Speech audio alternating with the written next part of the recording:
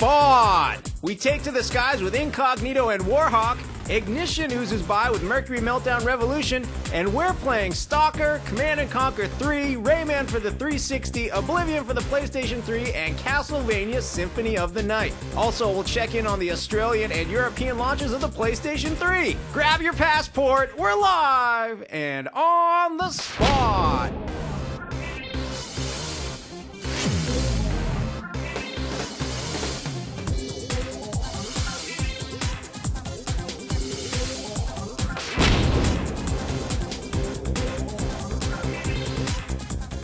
Hello, everybody, and welcome to On the Spot, GameSpot's live show. We do every Thursday afternoon. We play a bunch of games you haven't seen yet. Generally have a good time. I'm your host, Rich Gallup. Hey, Jeff Gerstmann. Hey, how's it going? Good. Welcome back. You sound wonderful. Yeah, I feel terrific. So You're a trooper. Thanks. It's great to be here. Just because we have you here, we have a great show now. Oh, well, that's why I felt I had to come in, to spread these germs as far as I possibly could. Awesome. And unfortunately, that means Ryan Davis now has been kicked back to the standing set. Yeah. But he can still tell us what a great show we have, can't you, Ryan? You know what? To hell with Jeff. We were going to have a great show without him. Yeah! We have so many amazing games just in the studio today. For example, Jason Ocampo is going to come by and we're going to check out Stalker for the PC. Long-awaited game's finally come out, and it's pretty awesome. Castlevania Symphony of the Night that just hit Xbox Live Arcade. We're going to be playing some of that. Command & Conquer 3 for the PC. We're going to get to see Kane. I am so stoked about that. Rayman Raving Rabbids for the Xbox 360. That makes use of the Xbox Live Vision camera, so we're going to get to check that out with Brad Shoemaker. Oblivion for the PS3. We've got Mercury Meltdown for the Wii. We've got Warhawk for the PS3. We're going to play some of that online with the folks from IGCOG, and yeah, that's just what we've got in the studio. Then there's also the Australian PS3 launch, the UK PS3 launch. It's just madness, man. Yes. It is madness. And also, I must remind everyone, this is the week we are giving away an Afterburner Climax arcade machine to our paid subscribers. So if you're a GameSpot paid subscriber, I'm a GameSpot paid subscriber. Well, okay then. You right now, you're gonna want to open a separate web browser window. Okay. And while you watch the show, you're gonna want to read up on Afterburner because near the end of the show, when we do our whole trivia thing, there's going to be this nice little trivia thing. It's going to pop up. You have to answer 5 questions, and whoever gets the top score in it is going to win themselves an arcade machine. Yeah, I've already got a PC over here. Do you? And I just played a bunch of Afterburner for the PSP. Well, there's that machine that you could not win because you're an employee Oh! of GameSpot or Damn CNET you, Networks Gallup. or something. Sorry, it's not my rules, dude. Obviously, I'd be going after that. But we do have an excellent show. We're going to play a whole bunch of Warhawk. But first, premiered earlier on the site today. And I don't know if you saw it yet. GameSpot's biggest prize of E3, Overlord from Codemasters. Oh yeah, Overlord. Remember that? Yeah. They released a trailer for it. Really? We got to debut it on the site. Cool. And now we're going to kind of re-debut it right here on the show. You ready? Yeah, let's see it. Sure, check it out. Let's see it. Yeah.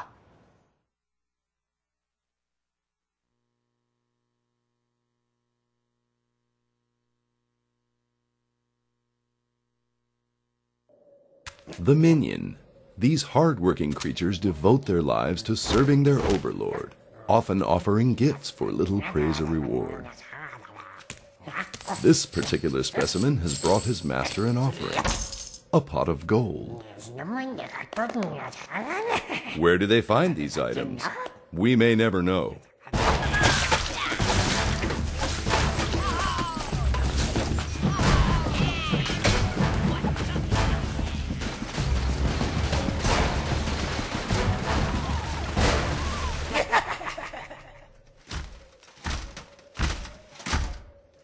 Minions, slavish and loyal, they will pillage, destroy, die, all for their master.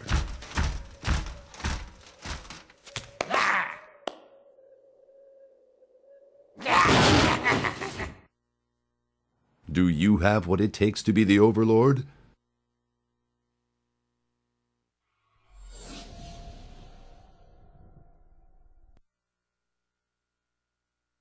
And that is a look at Overlord. There's a preview on the site as well. Check it out. Watch that trailer over and over again. That game looks cool. But right now, we are going to jump into some Warhawk. We have Ricardo here playing the game. We have Dylan Job, director of Incog, on the phone right now. Hey, Dylan.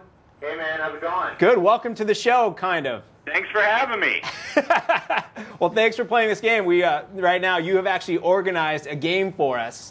Yep. We appreciate that. I know it must be hard for everyone to pull themselves away from whatever they're doing and play this game. You know, I have to go get health because these little wankers are killing me. Okay. Dude, they just blow you up? Dylan's gonna play the game. Ricardo's gonna play the game. We're gonna follow through it. We're ready to let's jump right into this. Dylan, while you're off getting health and Ricardo's getting killed, give everyone please a quick overview of what Warhawk is exactly. Sure. Well, one of the things we announced at the Game Developers Conference is a big change with Warhawk, and it's our multiplayer-only focus. We really think that was the strength of the title, and we wanted to put all of our effort there to really deliver a great multiplayer experience. And that's what we're showing you today. We've got a server live. Warhawk is the next-gen re-envisioning of Warhawk is really not your daddy's Warhawk. It's not just a ship that you can fly around. While we certainly have a fantastic flight model and a great aircraft you can dogfight with, we take the game really to new heights with a really robust character mode, a series of character weapons, ground vehicles, some really exciting new game modes, and it really adds a lot of depth while retaining the fast pace of Warhawk that people loved from generations past. Awesome, and we see Ricardo running around here getting killed on foot. What kind of vehicles are available for someone like Ricardo? Well, for Ricardo, he needs something to protect himself because he keeps dying. But Yes. we need to get Ricardo into a 4x4. That's actually a 3-passenger vehicle. You can have a driver, a passenger, and then someone manning the 50 cal gun on the back.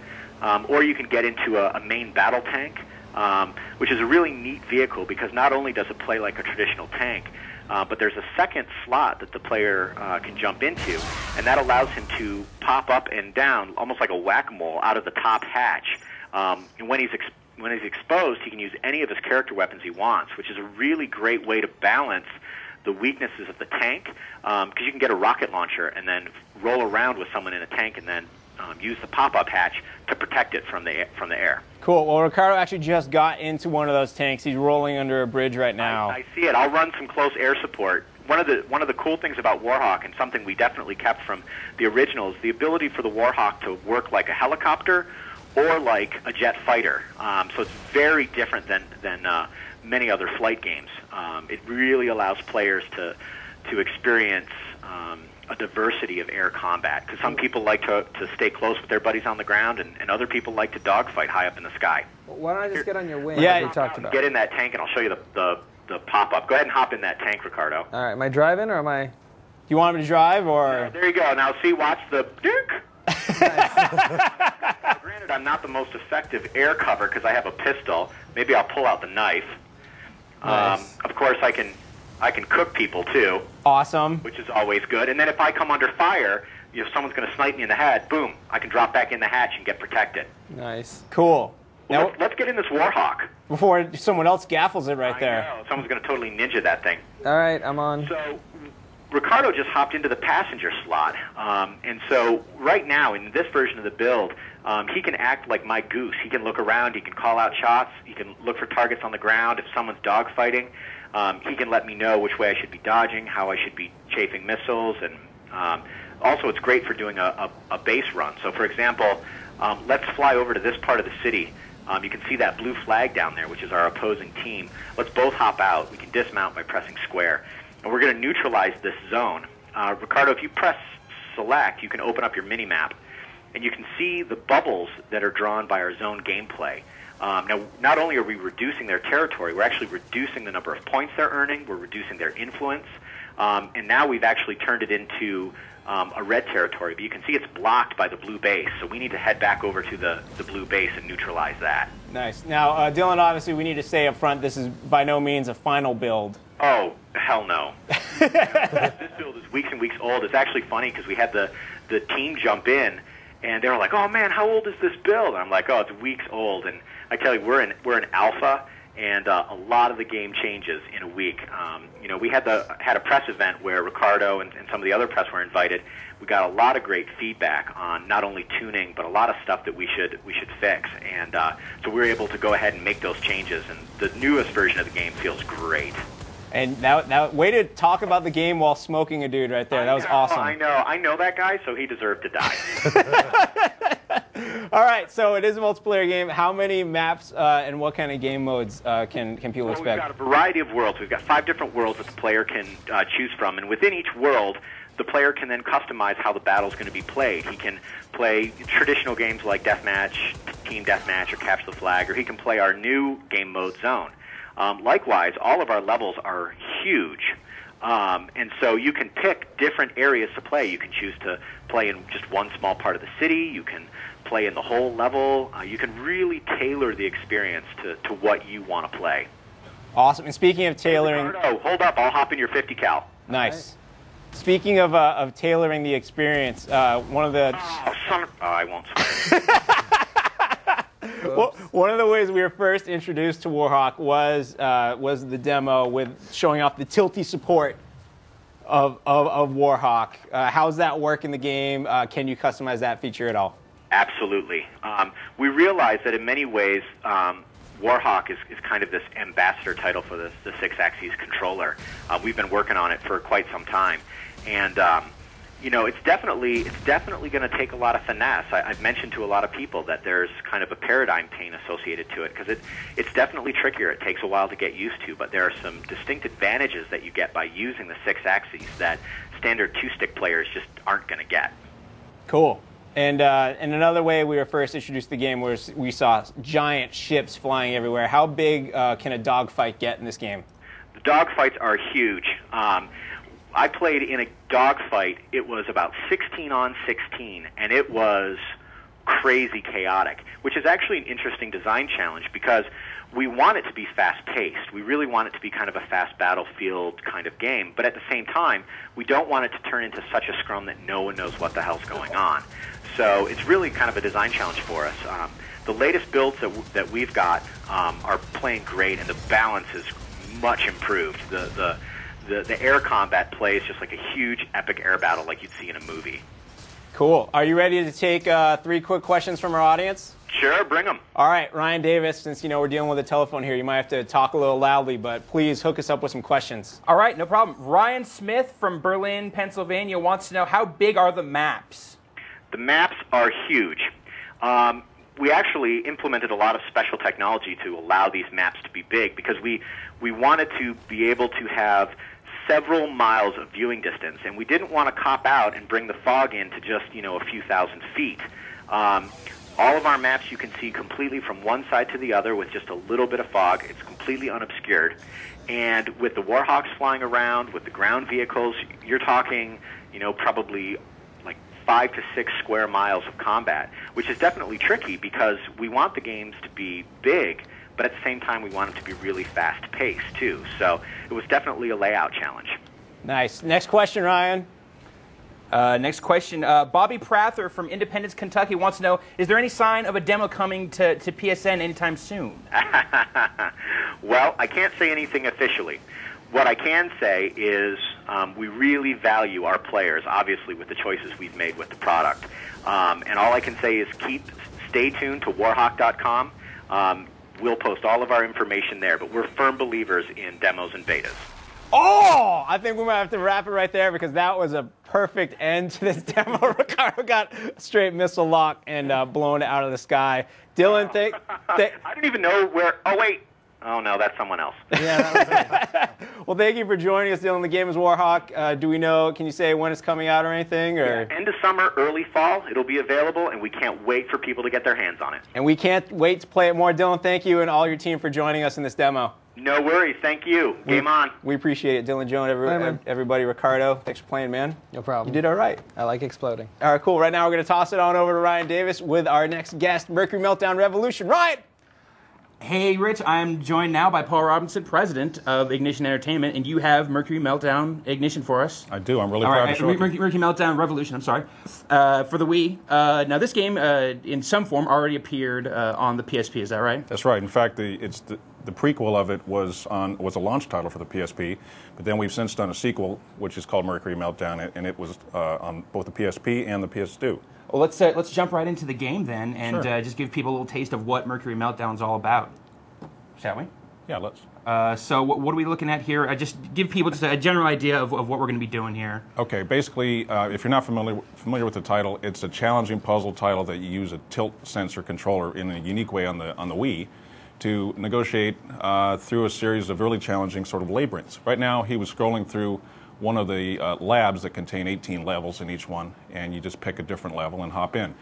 What you have to do is take that blob of mercury you can see there on the screen, and using the tilt sensor, change colors so you can then mix them again. Here, I'll give you a look. So as we see from the screen there, you're just the player's just going to be holding the controller you hold the Wii controller remote sideways. Yeah, it takes like I said, great advantage of the Wii controller because you have to by definition tilt it around. Now he's going to mix the colors. So he just split that blob into colors into two pieces, colored them, and now he's able to get through that door because of that. That's right. So now this next sensor here, he's got to go to yellow. Exactly. And if you look up in the upper right corner, there's a sort of a color wheel that helps you pick how you have to match the colors. It helps out a lot. That helps. Yeah, so now he can go through the yellow portion. And we're showing you a real simple early map here. This is almost a tutorial, would you say? Yeah, this is really the tutorial level. Later on, it gets really challenging and crazy with obstacles coming after you, and you get frozen, and you get flames, anti-gravity, all kinds of different things throughout the 168 levels. 168, that's a lot. Yeah. What number of those are new for the Wii version? Well, we stripped 30 of the levels out of the PS2 version and changed them because just the definition of the Wii is a bit different. Sure. Because the tilt controller, and added those 30 back in. So 168 total, not including the party games. That's a good number. Yeah. Let's get into another map here. Yeah, he's picked one that's really one of my favorites. I like the vertical style levels because they just you have to bounce and you have graphics or gravity to deal with, and it's really challenging. Are we going to quit out of this level? Okay. Rich, do any of the folks at home have questions about Mercury Meltdown? Oh, we have so many questions. Fantastic. All right. Our first question is going to be from Bill Levin in California. How hard is Mercury Meltdown Revolution? Well, it's really challenging as you go later on through the game. But early on, most people should be able to run through the first 20 or 30 levels pretty well. And by that time, you got your skill level up quite a bit, and you can carry on. It's not purely linear, so if you have trouble with one level, also you can go and switch around and try any of the different levels within a lab. Great. Now, what are we going to be looking at here next? Is this one of the party games? Oh, this is one of the party games, sure. This will bring back memories of some games I'm sure people have already played. Now, is all of this stuff new for the Wii version? No, this is in the other versions as well, but again, using the tilt sensor really makes it more fun. Okay. Okay, this is called Race. Aptly named, I'm sure. Yeah. And he's going to hit a turbo here. And you have to obviously pick your line pretty carefully, or else you go off the side, which he just did. Oh, no good. I see he also at higher speeds on those corners, he kind of starts falling apart a little bit too. Yeah. And if you go over the edge, it starts coming apart too. And if your blob gets a bit too small, then you lose as well. So you have to maintain as much of the mercury as you can. There went a little bit. And a turbo. Now we're playing solo here. What sort of multiplayer support does the game have? Well, just by its nature, it really is a single player game. Although you can race against yourself in the ghost mode, so you can see what you've done the last time. Or if you have friends over, obviously since this is a timed game, you can race. You can compete against each other's times. Any of the levels, any of the levels you can compete in terms of the amount of mercury saved by the end of the level or the time. Like, can you beat the par time, etc. So. It's not technically two-player, but if you have a group of people around, you can all have fun with it. Fantastic. Rich, more questions? Sure thing. Our next question comes from Joe Barron in Manchester, England. How difficult is it to adapt to the Wii controls if you've already gotten used to the PSP game? It's absolutely intuitive. You just pick it up. I think this is the best use of any of the games out there for the Wii as far as just the natural nature of it. You just pick it up, and you instantly know how to do it. It just feels like an extension of your hands. Very cool. Can we check out perhaps one of the more challenging straight levels for this game, just to give people an idea of just the sense of how far? Because we showed a very early level there. Yeah, that's right. This next one you'll see is pretty neat. I do know, just playing from the first Mercury game, that this gets extremely challenging. It does. But people appreciate that when you go farther on, and you would expect with 168 levels. By the time you get up to over 100 levels, it's going to be pretty tough. And you want to have a stiff challenge at a point there. And if it wasn't, you might get dull with it. So we wanted to make it hard enough enough for the hardcore gamers to really have a good time, but accessible enough for people who are a bit younger maybe and new to this sort of thing. So this is one of the vertically oriented Yeah. levels you were talking about That's here. right. So do these different surfaces mean different things for... Yeah, in some cases you have to have... Oh. Oops, he's just gone right up. Committed suicide there. We'll try it again. Yeah, let's give it a go again, one more time. You'll watch, it'll bounce. In some cases, there's rails, and you have to go into a mode where you're really like a marble, so it's solid. In some, it takes on a more sticky aspect, so you can really cling to walls. So now he's going to turn it red. Come on back. This is tense. I know, yeah. You get right along the edge, it drives you nuts. Like, I'm holding my breath here. Here we go, and we're going to go hit the red switch. Oh my goodness. So that turned... That hit the red switch. That hit a red switch. He's bouncing along. He's got to go across a chasm now. Going to go over the right there? Oh, okay, he's going up. He's got to balance ever so slightly. Yeah, you can see besides the balancing aspect, you still have to keep in mind changing colors and mixing colors. Now you say you can freeze your blob here. What else can you do to mangle this piece of metal? Well, it gets mangled just by just going through the level. For example, there's knives come down, there's swinging hammers, there's characters that come along and chase you around, and gravity towers that suck bits of the mercury off you and make it hard because you have to have a certain amount of mercury to finish the level. Sure. So there's so many crazy things that happen in this you can't imagine, but hopefully people will give it a try. A lot of obstacles, a lot of trying to keep you down along the way. Rich, you want to give me one more question? One last question. It's from Dimitri Patil here in San Francisco. Can you use the GameCube controller with this game? Yes, you can. Oh. Well, sorry, you can use the classic controller and I beg your pardon, classic controller and the tilt sensor. Excellent. Yeah. Paul, thanks for coming by and showing it off. It's my pleasure. Pleasure to have you here. The game is Mercury Meltdown Revolution. That's right. And it's coming out for the Wii. May 1st. May 1st. Excellent. It'll be broadly distributed, so give it a go. Fantastic. Thanks a lot, Paul. Thank you. Rich, what do you have up next? We have up next, as we said, the PlayStation 3. It's kind of been here in the States for just a little bit, but it's just hitting overseas, in Australia, in Europe. Down Under, they call it. It's already hit the land of Oz. Yeah. Yes, the Down Underverse. Down Under. It's there, but and it will be releasing in Europe in just like an hour and half an hour, I think. Something like that. We're going to talk to Guy Cocker live on the scene shortly, but first, our man Randolph Ramsey and the team at GameSpot Australia have this report already filed from the scene of the Australian PlayStation 3 launch. Take it away, Randolph. Hi, this is Randolph Ramsey from GameSpot AU. We're here in Sydney's Pitt Street Mall for the Australian launch of the PlayStation 3. Now, it's about 9:30 p.m. There's 2.5 hours to go until the midnight launch, and there's no one here yet. So hopefully that'll change soon. We looked around for the anticipated crowd, but we're obviously too early for them.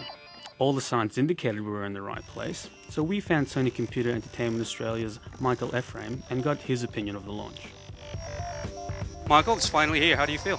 We're very excited. It's been since almost November that we've been planning. Retailers' support has been amazing. Pre-sales are very big. We won't announce a number right now, but I think what people are starting to understand, it is much more than a games machine. And the excitement, I've been here, PS1, PS2, PSP, the real buzz about the potential of the marketplace for PlayStation 3 is massive. In an effort to bring the crowd out from hiding, they brought out the coffee machines and the free popcorn and the free massages. Oh, and also a free screening of Casino Royale. And then the crowd began to draw nearer. All they needed was someone to start the line. Danny from Piermont, first in the line. Give him a round of applause. Adrian, who's our second player? Is Jeff, get fired up. Danny's already warming up, you know, he's getting extra practice time in. I love the PS3 rules the world. What do you think of the turnout tonight? Well, I'm sure it's great. I think it'll be really, really good, and the more time passes, I'm sure more people will turn out. Tell me, how long have you been waiting for now? 1 hour. Are you surprised that so little people actually shown up? Yeah, I am. I was expecting heaps more. What's so good about it? What's making you stay up tonight? My kids. They got to wait till tomorrow morning. The question is whether I install it tonight or not. That's the big one. I'm here for the PS3. Yeah, PlayStation 3. Yeah, PS3. Danny, you're number one. How does that make you feel? Quite exciting, actually. What time did you get here tonight? I got here at 7:45. The line surged with people as the final minutes drew near, so we quickly took a sneak peek at what awaited them upstairs. We found Myers' CEO, Bernie Brooks, and got his opinion on the launch. So, Bernie, how do you think this will compare to the Xbox 360 and the Nintendo Wii launches? I think it's a fascinating question because I think the advantage of this technology is I think it's got longevity. I think not only will it kick off better than those products, but more importantly, it'll last a lot longer. Because it's a convergent technology, it's the opportunity to bring a lot of things together. For us, we think we'll sell a lot more. Let me give you one more example. We've had a lot more pre-sales of this product than we have at any of the other products. We've got nearly $2 million on pre-order before we open the door. So that gives you an opportunity, the sort of size of the prize that we'll have, and more importantly, the pent-up demand that customers have.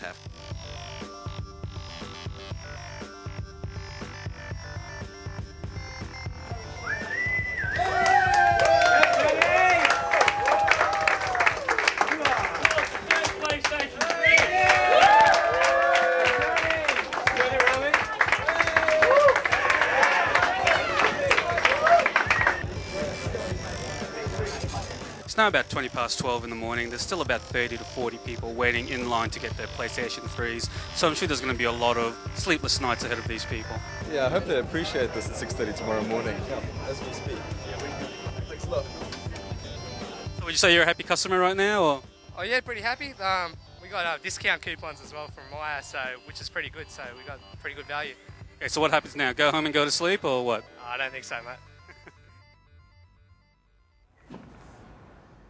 And we'd like to thank Randolph, Matt, Bryce, and the rest of the GameSpot Australia crew for filing that report. Yeah. They do good work Looking down there. good. Yeah. Down under. Nicely, the Down Underverse. I just heard that one for the first time. I like that. That's good. Right now, we're going to fly 3,000 miles the other direction, though, to England. Joining us via the magic of telephones, Guy Cocker. What's up, Guy? Hey, Rich. How you doing? Good, sir. Where are you? What's going on? I'm in Oxford Street, London, at the PlayStation 3 launch, where it's finally launched in the UK. Cool. It has finally launched. We're looking at pictures that you've uploaded. It's launching in about half an hour, but they're kind of doing a couple of competitions, giving a few away already.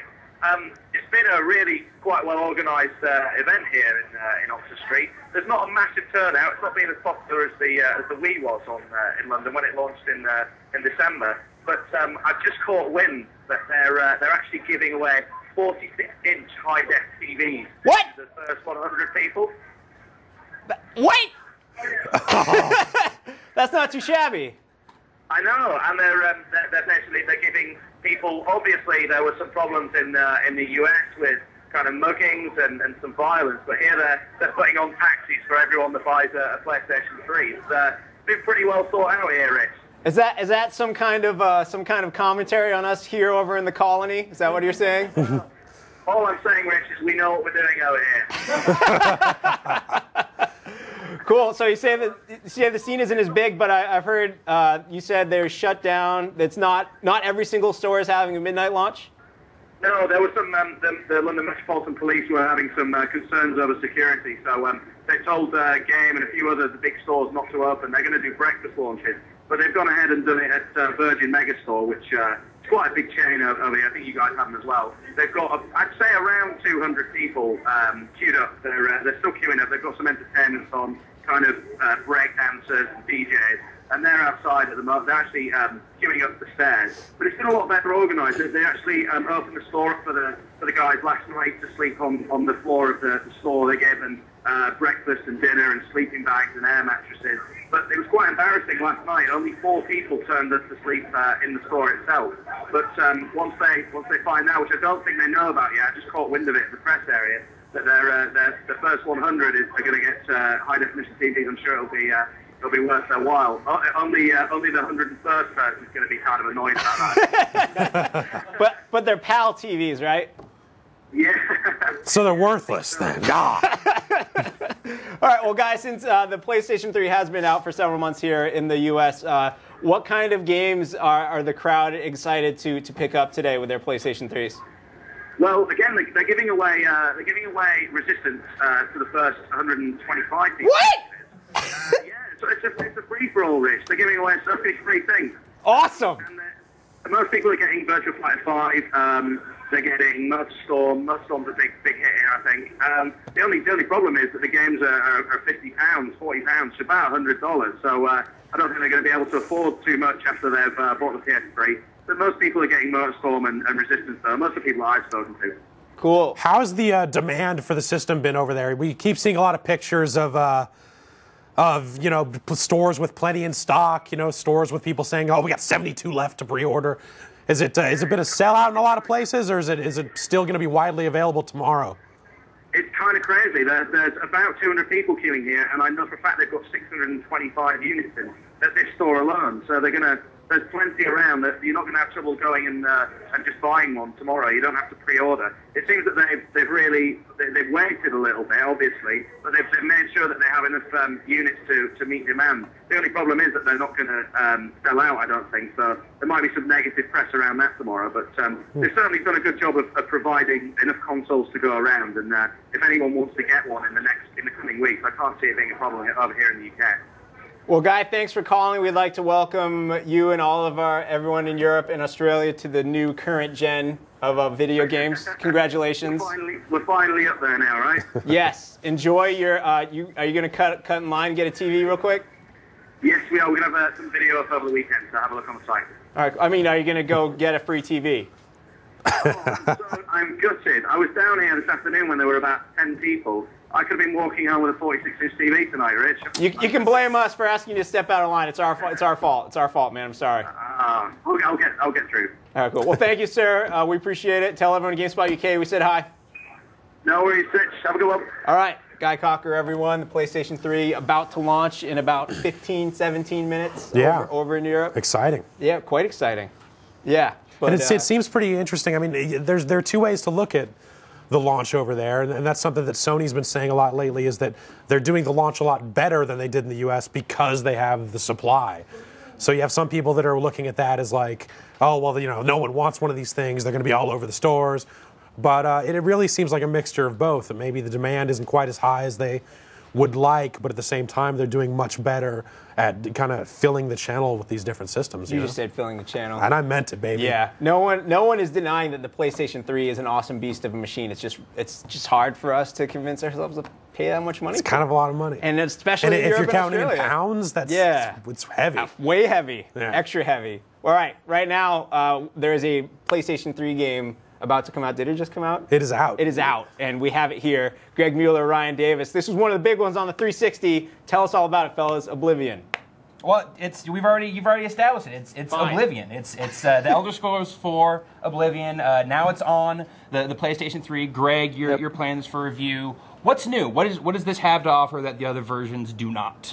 Well, it's pretty much the exact same game. It does include the Knights of the Nine, which was made available for download on Xbox Live Marketplace, and it was also released as a PC expansion.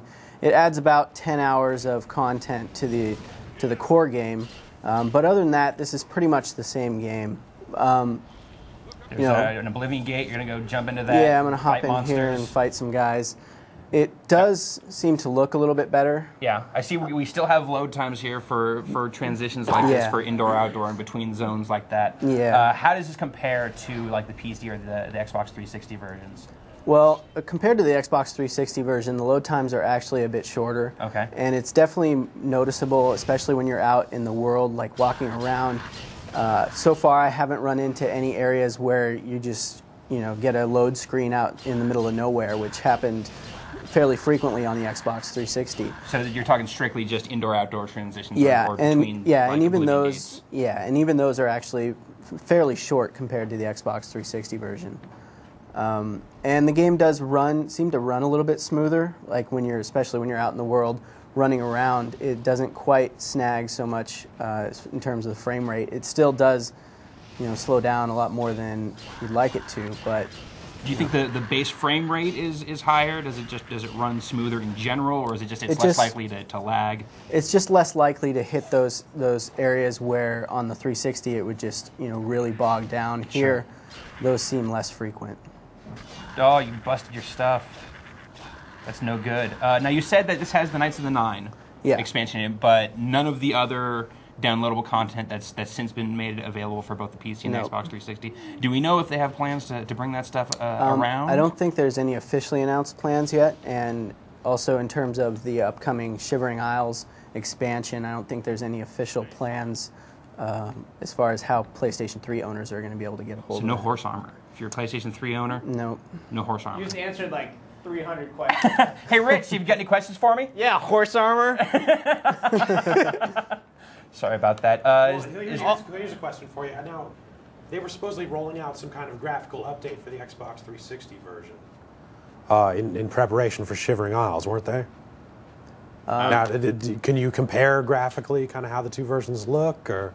Well, I haven't actually played the 360 version in a while, but you know, based on what I've played, the PlayStation 3 version looks a little bit better. I mean, it's not so drastic that if you're an Oblivion fan, you want to run out and buy a PS3 and this game, but it does definitely look a little bit nicer. But this still definitely does look like Oblivion. Yeah, It's still not looks that radically changed. No, not at all. Rich, is that enough time to buy you enough time there to get another question? Yeah, fine. Stephen Lamb in Ontario wants to know Tilty's port. No. Is there any? No. There's no 6-axis support, at least not that I've found yet. So you can't just thrust forward to throw a fireball or anything? Nope. Nothing of that nature. Anything else of particular interest you want to talk about here? Or?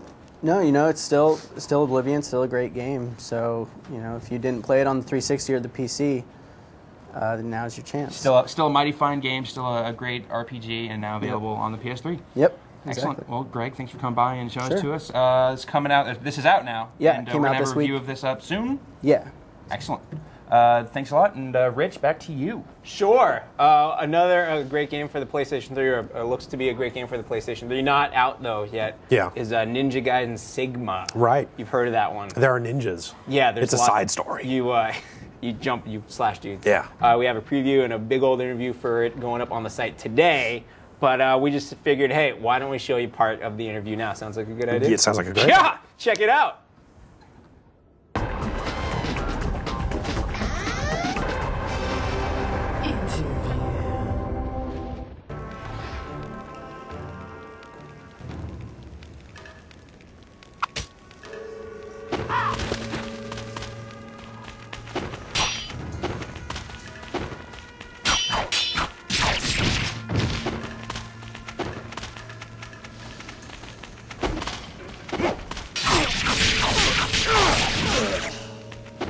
My name is Yosuke Hayashi, and I am director on Ninja Gaiden Sigma for PlayStation 3. I have worked on several projects at Team Ninja, including Ninja Gaiden and Ninja Gaiden Black, where I worked as project lead.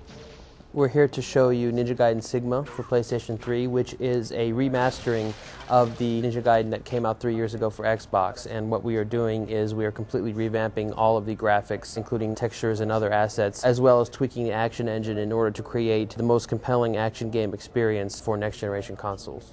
The two biggest elements would have to be graphics and the playability of the action. We're not content to rest on our laurels having a great action game with Ninja Gaiden. We've gone in and tweaked a lot of the action as well to make sure that it's the best action game for 2007 as well.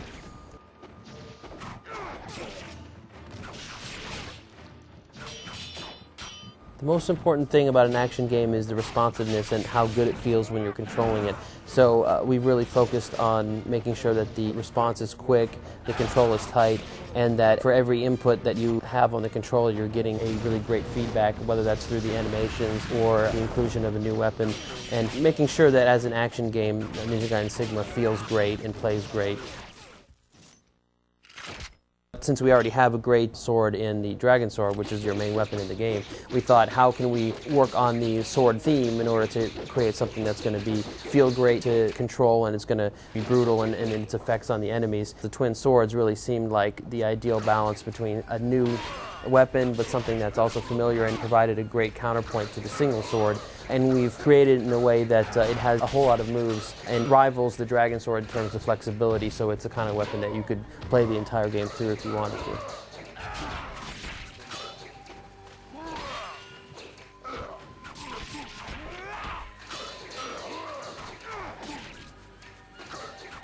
The key for us when creating Rachel was to make a character that felt different from Hayabusa, but at the same time, you really knew that you were playing Ninja Gaiden. And so the key concept behind her character is she is a fiend hunter.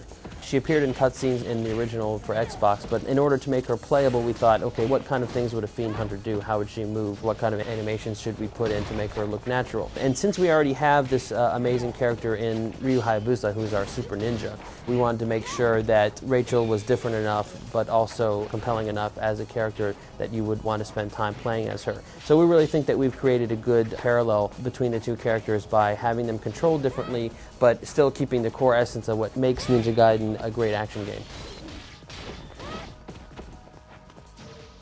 Mission mode is kind of a separate mode where you can go in and have combat that's kind of compartmentalized, separated from the story mode.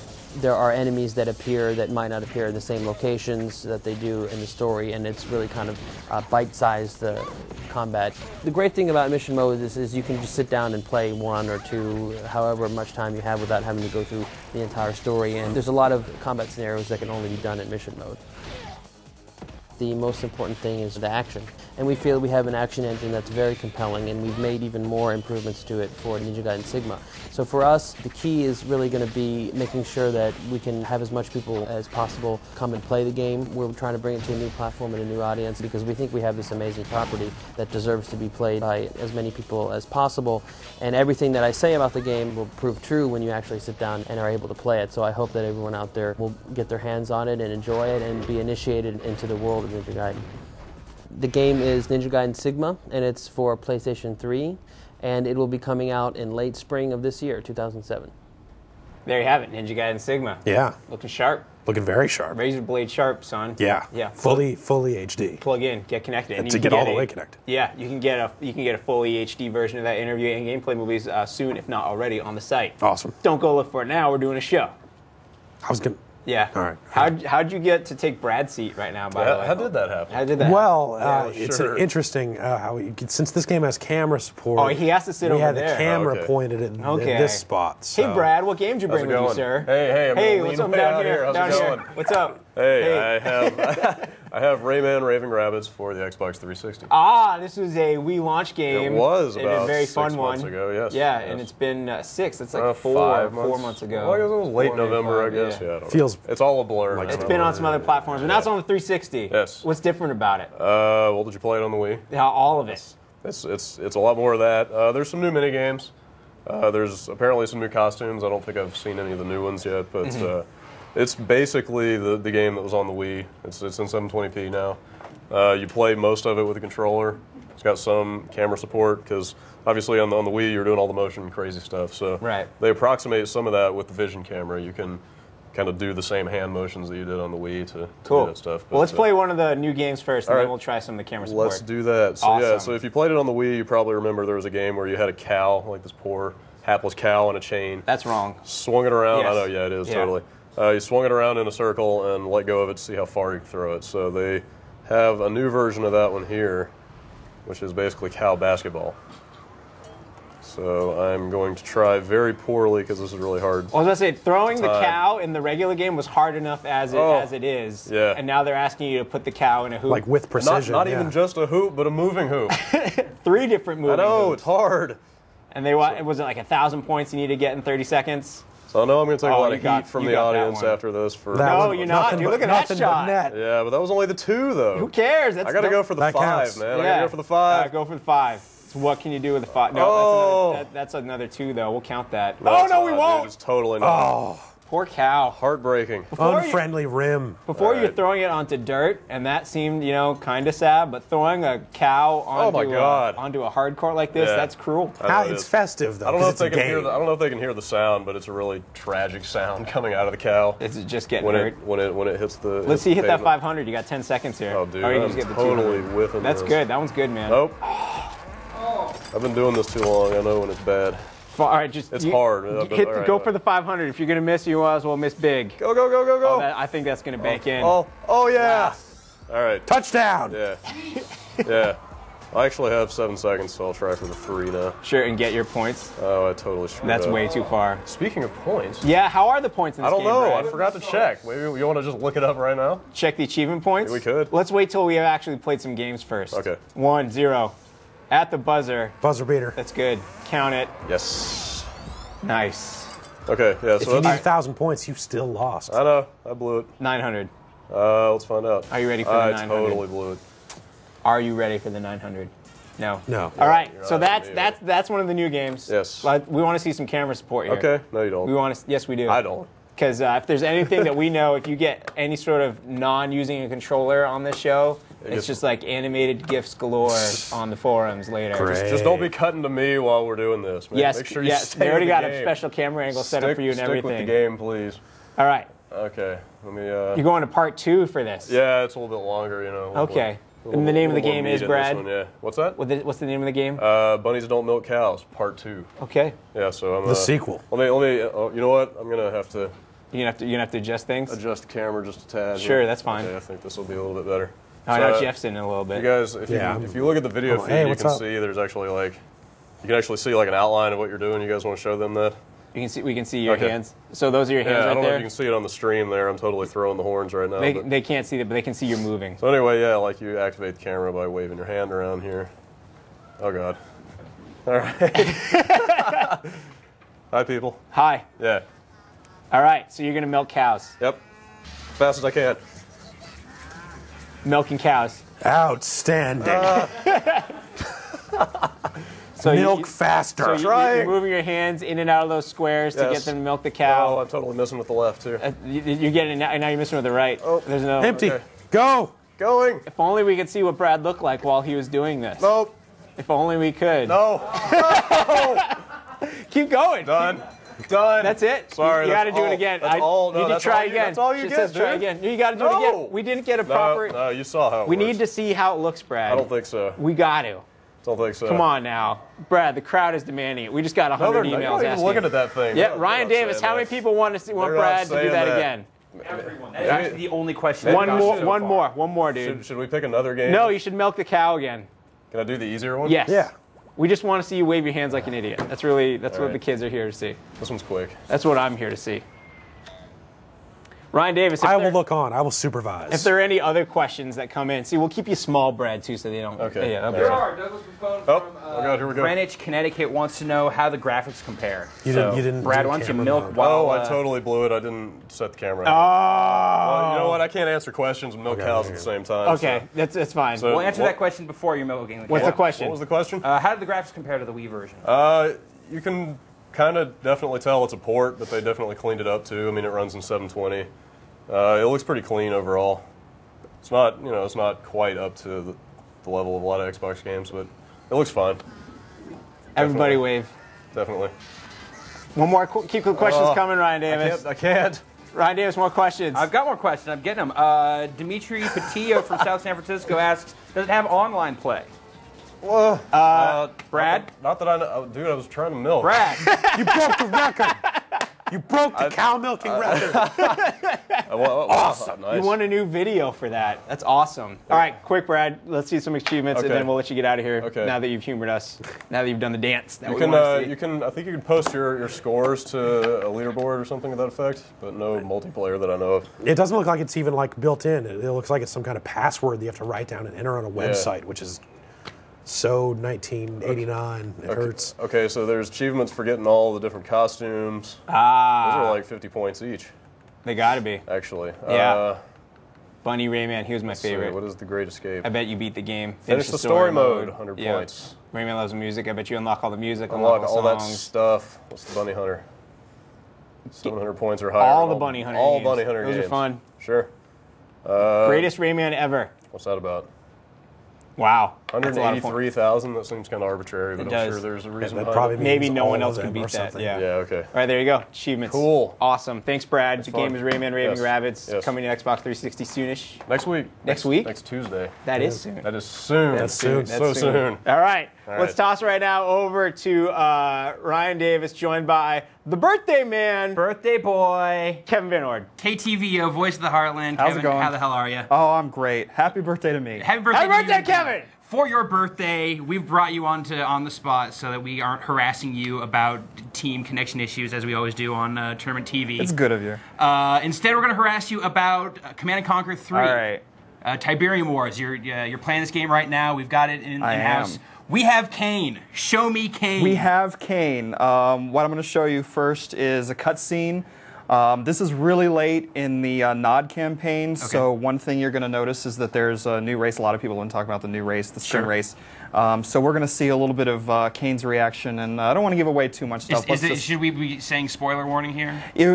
There could be some spoilers in here, depending on how you view a spoiler. They're pretty light spoilers, but suffice it to say that Kain's a lady. That's the big twist, isn't it? Yeah, that's why it's called Operation Stiletto on the thing there. Let's jump into. I just want to get a little FMV love, and this is one of my favorite things. There we go. Can we get some sound in the studio on this?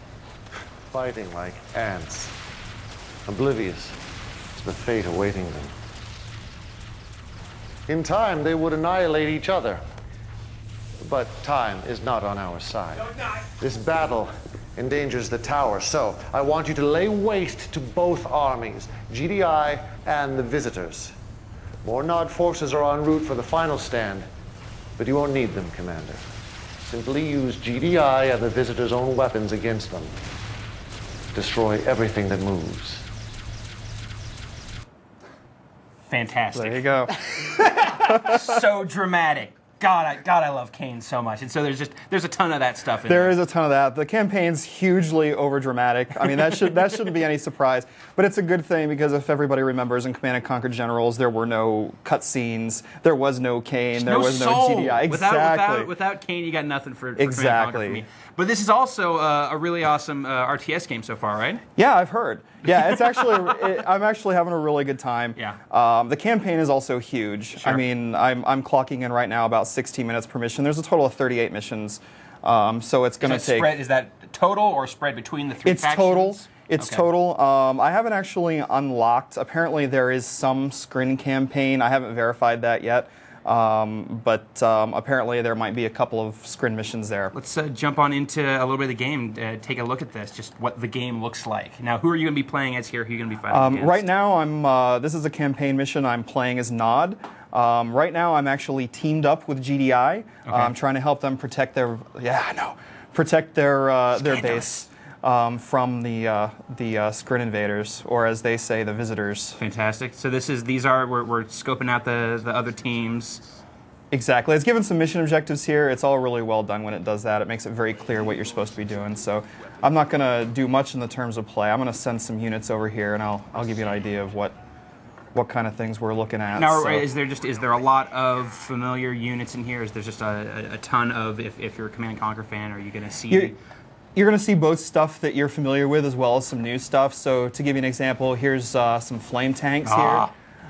This is probably my favorite Nod unit. This is an avatar mech. So what it can do is not only is it probably the most powerful ground unit, but you can also take abilities from other units. For example, I can take him, and I'll show you how that works.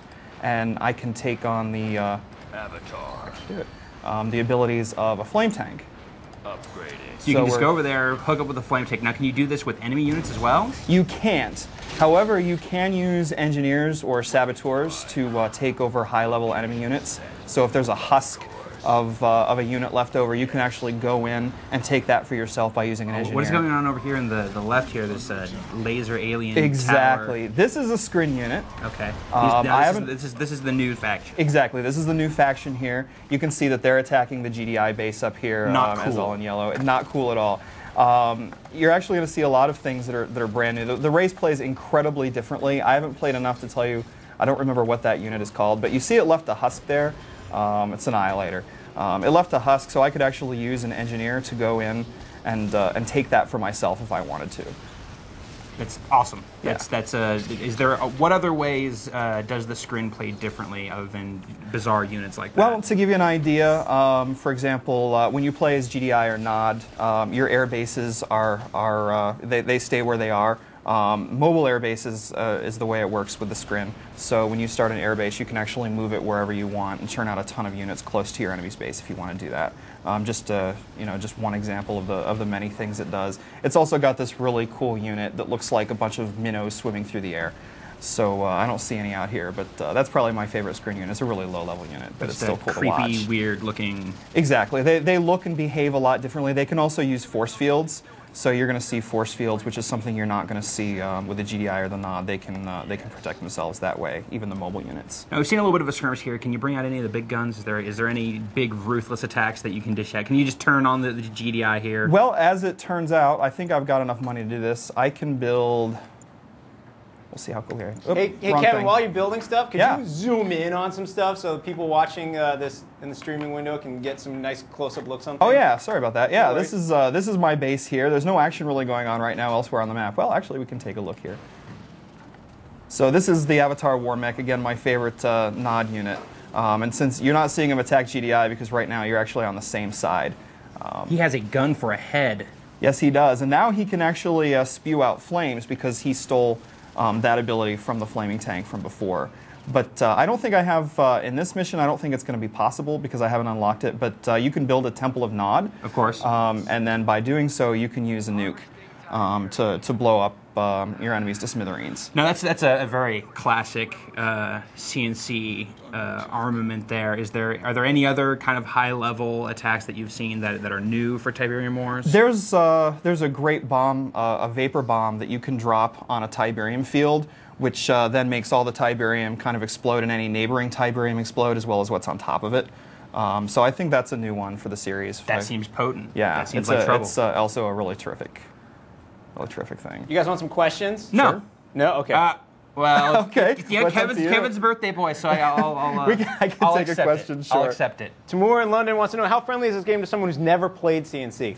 Well, the good news is it's got 3 difficulty settings, so it's going to reward you. You earn medals. You either get a bronze, silver, or gold medal depending on what difficulty you play the mission in. The first 2, there are a total of 5 acts in each campaign, so the first 2 acts are really easy. I will say that if you're playing on medium setting, that even that's incredibly difficult. It's all about action, so if you're somebody that plays defensively, if you're new to RTSs, you are going to want to take it down onto the easy setting. But if you do that, it should be friendly for pretty much anybody that's playing. Cool. Now, in the multiplayer, there's a crazy telestrator mode. As a matter of fact, there is. Let's You told me about this. I want to see it for myself now. How does this work? What is this all about? Well, one thing that EA is doing that's a little bit different here is you can actually kind of host your own match and serve as a broadcaster of the match at the same time by drawing on the screen and doing all sorts of things like that. So I don't know anyone who does that. Rich, you're going to get this game just to do that, aren't you? Yeah, I will. You and Jeff will just... Totally. Yeah, we're just going to draw on people. Yes. So I should have a... Every mech will have a sweet mustache and So I should have a network game open here, and while you're firing that up, do you want me to get you some more questions? How much time? Please. Sure. Sure. Sam wants to know, is the speed of Sam in Ohio wants to know, is the speed of the gameplay too fast? Is it too fast? No, it's not too fast, but it is fast. There's no question that this is a fast game. If you're a rusher in RTSs, this is definitely the game for you. You can tech up, but there's not a whole lot of room to improve units. They improve by themselves over time as long as they stay alive. But it's not too fast, but it is fast, and that's really what makes it so much fun. And it's a series hallmark is the fast, get right to the action kind of stuff. Now, it's been years since a proper CNC game, since Command & Conquer, Tiberian Sun came out. How does this compare to that? I would say that this is right on par with that kind of speed. So if you've played, this is, Generals was actually really fast too. But I would say that this may even be a little bit faster. I mean, I've been really overwhelmed on some of the campaign missions, so you will have to replay them a couple times even on normal difficulty to get a hang of how aggressive the AI is, because the AI is really aggressive. Tell us straight. Tell us straight. Now we're observing a game here that just started. Right. So this is just a little game in progress here. So what I've done is I brought out my little Telestrator pen. So if, say, I were Jeff Gerstmann and I wanted to write all over the screen, I could take my pen here and I could circle things. I could, draw little pictures. Could you put a mustache on that? I could put a little mustache here. It looks like actually the Great Pumpkin for some reason. Obviously, this would not just be for your own benefit, Kevin. How many people can watch you while you're doing well, this? literally, say up to 1,000 people can be watching this at the same time. Battlecast is something EA is putting in here. So all you have to do is download the Battlecast program, and you can literally watch a game in progress. It also supports voice over IP. So if I wanted to commentate this particular match, I would not only have the telestrator there, but I would also have voice over IP on there so that I could comment as it was going along. But then you're saying that you don't even need to have the game if you wanted to observe. You don't. You don't have to have the game. The Battlecast portion comes with the game, but if you want to, you can just download that, and you can watch games in progress just that way without having to have the game at all. That's very slick. That's really cool stuff. Well, Kevin, thanks for coming by and showing this to us. The game's Command & Conquer 3, Tiberium Wars. This is coming out... This is coming out next week. I think Tuesday is release date. Next Tuesday. Excellent. Rich, back to you. Thank you. You guys were talking about the Battlecast. EA held an event. You were. And they held an event for Battlecast here in Sydney. Battlecast? Yeah, no, Battlecast. Oh, man. Cringer? No, neither. No. And they also actually hooked us up with a couple interesting hellos. I won't say anything more. Roll tape! I'm Joe Kukin on the set of Command & Conquer 3. I'm Tricia Helfer on the set of Command & Conquer 3. And you're watching On the Spot. On GameSpot. Welcome to our first Battlecast out in public here. And let's see what we can do. So what we're doing tonight is we are demoing the Battlecast feature for the multiplayer of Command & Conquer 3. So here we go, they're on the march. It looks like it's going to be a pretty serious assault right at the front door here. I need some help here. You have the ability as a participant in a multiplayer game to be a commentator. So you can use a telestrator to put lines on the screen, draw circles around features that are of interest, move the camera around. Essentially, you're the one interpreting the action for viewers.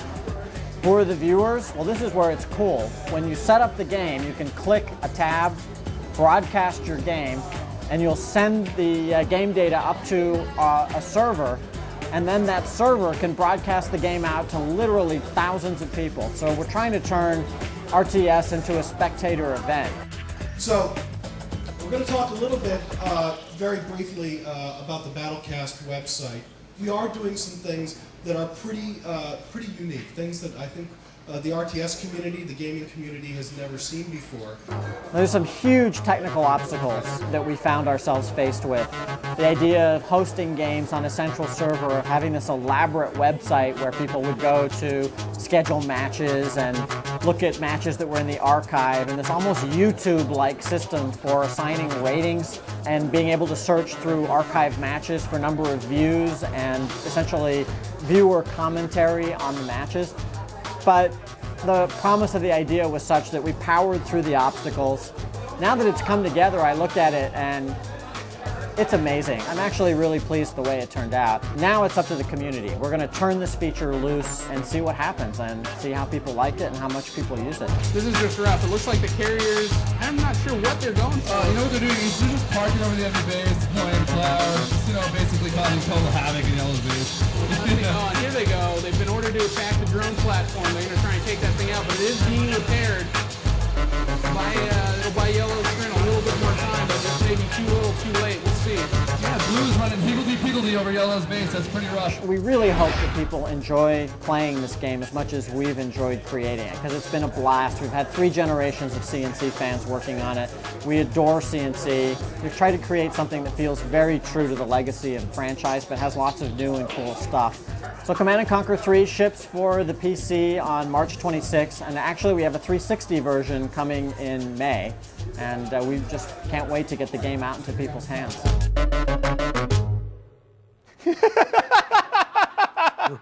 You know, I gotta say, I'm looking at Kane right there, and I'm seeing some familiarity in the set design. I'm just saying, they got a little. If you just put like a red light on us right now, I think we could use a red light. I think that would be good. Jeff, you've got a good maybe Kane voice going on right now. Yeah. You want to order some people to righteously kill some folks? Or? Go kill that guy. Okay. Yeah, we'll be giving away some loot that we got from that event later on the show. Stay tuned for that. But right now, Jeff, you want to play that game, or what happened? That's funny because right as you said, Jeff, the game locked up on. All right, well, you said that one. Yeah. Hey, Ryan Davis, Yeah. Yeah. You got Jason Ocampo over there? I do have Jason Ocampo over here. Yeah. Jason, what's up, dude? I'm well, Ryan. How are you? I'm excellent. You've brought Stalker. I have. This game's been in development for like a decade. Yeah, it's like 6 years. Was it 6 years? Is that right? Yeah. Remember, this game was supposed to come out in like 2004, right around Half-Life 2. Okay, and it didn't. It didn't, but now it's out. It is out now. You can get it now. You're shooting dudes. What's going on? You're in the Ukraine. You play a heavily armed scavenger in the radioactive area around Chernobyl, the nuclear power plant that exploded in '86. It's been, the entire place has been pretty much wiped out. But you're basically on your own, trying to survive, trying to take on anyone who gets in your way, trying to figure out what's going on. It's a very cool game that blends first-person action with wide open, kind of open-ended gameplay. There's some role-playing elements, and then it's over. And it's over. Fantastic. Well, that's the length of the game. Thanks a lot. Exactly. Thank you. Why don't we try that again? Let's try that one again. Let me get this out of your way. Yep, go ahead. So basically, the game has been worth the wait because it really, really captures the sense that you're out there in this very virtual world, that it's alive with a lot of things going on around you, so you can watch battles erupt out in the distance and kind of jump in and help affect the outcome, and that kind of affects how people look at you in the game. So this game really does strive to have the kind of that living, breathing world. There's just totally unrelated to you. There's just stuff going on. It has its own ecosystem going on. You see, predator and prey going in the distance. You have all these factions fighting between each other, and you're basically this lone guy trying to get through it all and get to the end where you get to Chernobyl and figure out all the answers. But the game has just an amazing way of just immersing you in this world. It doesn't feel like you're exploring a very cookie-cutter realm. Everything has its own, each locale has its own flavor, its own character, and you actually feel like you're really exploring great locations. One of the things about this game that I've noticed thus far, at least on this machine, is that it takes roughly forever to load. Yeah, it does require some decent hardware. That came up a little bit more quickly. Yeah, it did. I think we actually ended up back raining. here. It's raining, and here we are. Here's an example of some of the AI in the game. These guys that guy's got a guitar. He's got a guitar. They'll after a battle, they'll kind of like, the cool thing is if there's a wounded bad guy on the ground, they'll walk up to him, say something ugly to him in Russian, and shoot him in the head. Then they'll all go find a harmonica and a guitar and a fire and just sit around sing. Can you get a guitar? Is that a weapon? Can you hit dudes with guitars? You could probably. You know what? No. You should try to take it from him. I should. Well, let me see. Take if I took out a gun and actually where's my gun? Sometimes if you point a gun at people and let's see, you start shooting a guy. Shoot him in the head. Oh no, that was not good. Yeah. See, his friends did not like that at all. So that's Stalker. That's Stalker. And it's great. Definitely check it out. It's a real good, real interesting, pretty unique first-person shooter. It feels refreshing. It's not a shooter that guides you, holds you by the hand, and takes you on that roller coaster ride. Right. That you're just following that linear path. There's a lot of decisions you can make in Stalker, where you go and how you get there, and I think that's one of the great things about the game. It just really feels like kind of a blend of first-person shooter and role-playing and everything else. Fantastic. Yeah. Well, Jason, thanks for showing it to us. No the game's problem. out? Yes, it is out. It's out. We've got a review up. You scored it. What'd you give it? I give it an 8.5. An 8.5. Yeah. All right. So the game's Stalker. Thanks again, Jason. Rich, you guys back up and running over there? We're good, and I'd like to thank Jason for trying to crash that campfire for us. That's kind of what we do here on the spot. Yeah. We crash it's kind of people we are. Yeah. Bad ones. We're good people. We just want some s'mores. Yeah. Everyone likes s'mores. Jeff, Castlevania Symphony of the Night, Xbox 360 Live Arcade. Yeah, that is this week's release. It's awesome. It's a PlayStation game, came out almost 10 years ago, and now they have released it as an Xbox Live Arcade game. Here it is. I've actually already finished the game. I kind of burned through it. But this is actually the end of the game. But I'm not gonna. You're not gonna show the end. No, I'll just run around. This is the inverted castle. Dude, all those clocks are upside down. Exactly. I can't tell what time it is. I think it's 9:10. I don't know. All right, well, so for people who don't know Castlevania Symphony of the Night, what makes it unique compared to other Castlevanias? Well, this is actually the game that kind of set Castlevania in motion in its current form. Prior to this game, most of the Castlevania games were pretty straightforward action games, and this one is more of the first one that was more of in the kind of Metroid adventure kind of feel. Yeah, like when you're done killing these dudes, you can call up the map. It is a giant map. It is a big map, and this is only half of the map. This is the map of the inverted castle, so there's twice as much area as this, basically.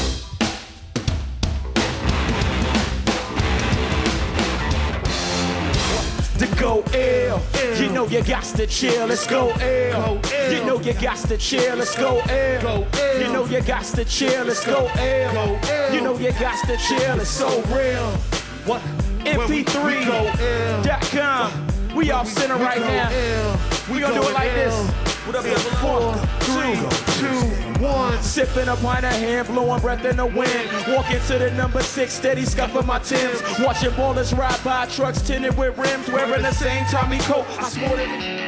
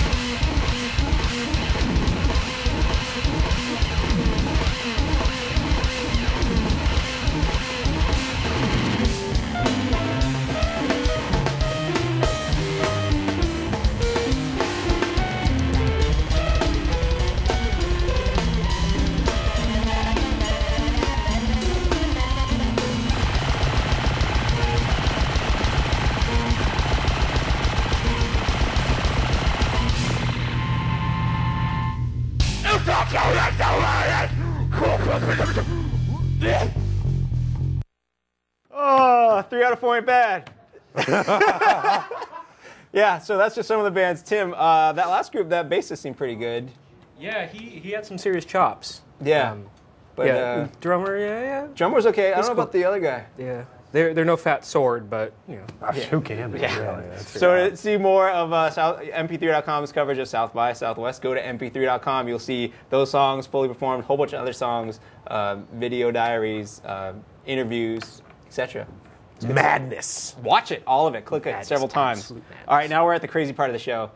We're going to give stuff away. What about, you're saying the rest of it wasn't? All right, we're going to get to the big crazy finale of the show. So momentarily, if you're a paid subscriber, you will see next to you on the video player, the trivia game will launch. And you will get to play this game. It's going to ask you 5 questions about Afterburner, Black Falcon. If you get the 5 questions right, if you get them, because you get points based on how quickly you can answer them or anything. Right. Whoever wins that wins themselves a Afterburner Climax arcade machine. So look for it soon. If it doesn't show up in about a minute or two, refresh the browser. It'll be there. Then say yes to the terms and conditions. You agree to the rules. Provided that you actually agree. Agree. Make sure you qualify and everything, all that stuff, and then get to it. Congratulations to whoever answers those questions first correctly. If there's a tiebreaker, we'll take care of it. We'll announce the winner on next week's show. Go. Do it. Go. Good luck. Stay tuned. It'll be there. If you don't see it yet, it'll be there soon. It'll be open for about 10 minutes or so. So you'll get plenty of time. But you will not have enough time to look at a question and then click over to the game space and read it because it's how quick you answer the question. Yeah. It's all time. The score is based on time. Yeah. So get ready for that and good luck to you. But last week on the show, we were announcing some prize winners. Yeah. Let's see what else. We gave away some Nintendo T-shirts we have to mention, and some people who won a couple baseball gloves, courtesy of MLB 2K7. So let's fire some winners up there. We'll see who we got. We'll read some people off there. Who won stuff? Who? These chuckle busters. Who won stuff? All right. So the 5 people won the T-shirts were Travis Howerton of Virginia, Ralph Cable of California, Tom Lavery of the United Kingdom, Stan Pollock of Illinois, and Xavier Hernandez of New York. Congratulations, you won one of those Nintendo Me T-shirts with Reggie and Iwata and Miyamoto's. Oh, Me cool! On Yeah. I think they're size large. Great. But they have no label on the T-shirt, so that this way you know it's a quality. Oh, yeah, that's all the newest, latest. Right? Yeah, exactly. No tags. No tags at all. I think that name is pronounced Xavier. Xavier Hernandez. Yeah. My bad. We also gave away 2 baseball gloves. The trivia question was Brian and Warren got to go to a little thing, home run derby between the A's and the Giants and stuff in the video game. And the question was, who did Charles Thomas beat in the finals? The answer was Esteban Loaiza. You know him, right, Tim? Esteban Loaiza? Yeah, we're tight. Yeah, cool. All right, sweet. And the 2 people who got that right first and won themselves baseball gloves were Eric Suave of Quebec and Jose Tello of California. Go Expos. Keep it suave. Yes. and your gloves are in the mail. Nice. You ready to give away some loot? Yeah. All right, here's what we got for loot. Logitech hooked us up with 10 G5 laser mice. We've given away so many of these, I feel like we're the only people in our audience who doesn't have one yet. It's awesome. There's like, here, have some laser mice. They're cool. They're the ones with the weights in them. Oh, the one with the weights. Yeah. Crazy. I know. We have 10. So you get a workout while you're... We have 10 of those to give away, and we have a couple of these Plantronics USB headsets from the EA Battlecast event. We got a bunch of those. We're gonna. You really get a workout from these weights, man. We're gonna give these away. Yeah, yeah. You do that. We got a lot of these things. We're gonna give them away. I lost one. Oh, there it is. And we have a trivia question from Battlefield. Not Battlefield. All right, 50 reps. Good. Yeah, from Command & Conquer: Tiberian Wars. Sorry. We're giving away all this stuff. If you want to win it and you aren't too busy being caught up in the Afterburner trivia, here's your chance to take advantage of that, slip in the back door, and win yourself a mouse or a headset. That's how I do it. The way you do it is you go over to the question form, choose question number 1 on the drop-down menu, and prepare to answer this question as quickly as possible. The question is, which TV show does not have one of its stars featured in Command & Conquer 3 Tiberian Wars? They have a lot of real-time stuff, a lot of full-motion video locked actors. Is it House, Lost, Battlestar Galactica, or ALF? One of those shows does not have one of their stars in the game. And remember, there are visitors in Command & Conquer. So you're saying that ALF is in it? I'm saying he might be in it. Whoa. Ryan Davis, do you know the answer to that question? Faction. I do. Do you? I do. Well, don't tell You go to the planet. The answer is, Melmac I know, I just entered into the Oh, you did? myself. You just entered? There's a whole cat race. Is the Afterburner stuff going? Afterburner is up and running, and I went through it, and I definitely did not win. Definitely did not win? I definitely did not win. All right. Is it hard? They are very, as someone who has actually played the game, yeah, they're pretty challenging questions. So. Cool. Well, good. Well, then the winner will be truly deserving of it. Yeah. Top rank is 414 right now, so beat that. Beat 414. That's the number to be at the moment. Sure. And our other prize we're giving away this week is original art for Shining Force Exa. Cool. For the PlayStation 2 by, I believe the name is Pico. That's nice. It is nice. It's hand drawn. It comes on a solid board here, and you're going to need to know a little bit about Shining Force to answer this one. So on the drop-down menu, choose question number 2, and prepare to answer this multiple choice question about the game. You ready? I'm ready. All right, here it is. The name of this Shining Force Exa character is Toma, Maybell, Cyril, or Gadfort. Cyril, Cyrile. Maybell, whichever it is. She's obviously also the lady featured in the artwork. Yes. First person to answer that correctly wins themselves this art. It's cool. That is very cool. These are the kind of things you don't really get to see. Yeah, that's not some pre-order bonus, baby. No, this is it. That is it. This is one original. of one. Yeah, one of one. But yeah, this is hand drawn onto this. This isn't a print. This is a drawing. You want to? No, I don't want to touch it. I'll ruin it. That is no longer Jim meant be you. That's right. Yeah. Cool. So that's our show. We had a great show today. I want to remind everyone to keep watching In Development, our new show. Keep staying tuned I will keep watching. for that other new show we're working on. Yes. The Time Trotters animated series. Yes. That's coming soon coming. too. It's looking very good. It's looking very close to complete. I can't stop watching it. It's good. Is it in beta yet? Yeah, we're still in alpha. Oh, okay. Yeah, but we're close though. But and also frame rate's not quite there. And be sure to check out mp3.com for the vast coverage of South by Southwest. Ryan Davis, did you have a good show today? I had a great show, man. I got to play Command & Conquer. I got to play Mercury Meltdown on the Wii. It was sublime on the standing set. Nice. Well, good work, sir. Thank I'd like you. to thank Paul from Mercury Meltdown Revolution coming down, playing Yeah. with you. Also, Dylan Job and everyone at Incognito playing Warhawk with us. Taking time out of their day to play a little Warhawk. Play a little Warhawk. Play a little old build of Warhawk. Yeah, I'm apparently. sorry we made you bust out the old bills like that. We're really sorry, but we appreciate it. Yeah. I mean, that version looked pretty good. So Yeah. you can only imagine, if they're that much further along, it must be looking even better. So. Yeah. And Randolph and the GameSpot Australia crew for sending us that video. Guy for being out there in the trenches live on the phone. Making it happen. Embedded reporter. On his mobile. And of course, Greg Muir, Brad Shoemaker, Kevin Van Or, Jason Ocampo, Tim Tracy. All you guys are coming by. This is a full show. A lot going on. What am I going to throw at the camera now? Paper. Oh, no. What am I going to do? All right. For Ryan, Jeff, and myself, my name is Rich Gallup. Thank you for watching. We'll catch you next week for another episode of On the Spot. I can't throw that. Or this is too heavy. Ah!